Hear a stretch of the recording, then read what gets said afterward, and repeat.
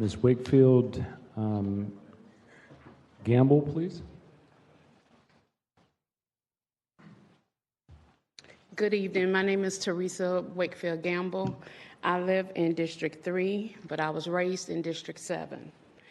As a daughter of a 45-year-old union worker with the International Longshoremen Association, Eastside of Jacksonville became my second home because my dad was a longshoreman.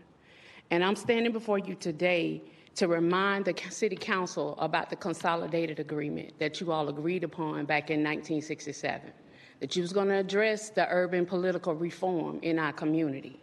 And it was a lot of promises has been made, and we just celebrated 200 years of this consolidation agreement, but all the promises have not been kept. And I agree with Ms. Funkhauser that the Jacksonville Jaguars are giving you an opportunity to fulfill that promise of that agreement, to make sure that you get the funding necessary to fix affordable housing, to get our brothers and sisters off the street that's homeless, probably not on the fault of their own, to be able to deliver workforce development jobs in this tech-driven economy. There's a lot of individuals in Jacksonville are underemployed. They can't afford the housing costs here. I just got an email today for a 2-bedroom apartment for $1,200.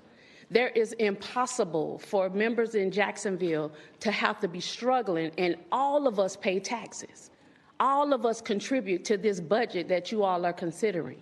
So I, as a third-generation preacher's daughter, as a daughter of a longshoreman that understand the value of Eastside, I mean, that was my father's second home. He was a longshoreman for over 40 years until he passed away. And all the residents of Jacksonville is asking each of you who never grew up in the East Side, who never lived in the urban core, we cannot continue to have a city of two tales. One side of town is thriving and the other side is struggling. But we won Jacksonville. That is not one Jacksonville. One Jacksonville is where everyone is thriving in an inclusive community together. And Sean Khan and the Jaguars, be it y'all personal opinion about him, he is doing his part to help fix a budget problem that our city is constantly communicating about that we don't have the money for. They are giving you the money to fix the problem, to keep your promise with this consolidated agreement. So be the ladies and gentlemen that you are, that we voted for you all to do, to serve in your seats, to fix this problem so we can move on to bigger and better things. Thank you for your time. Thank you. Just want to remind everyone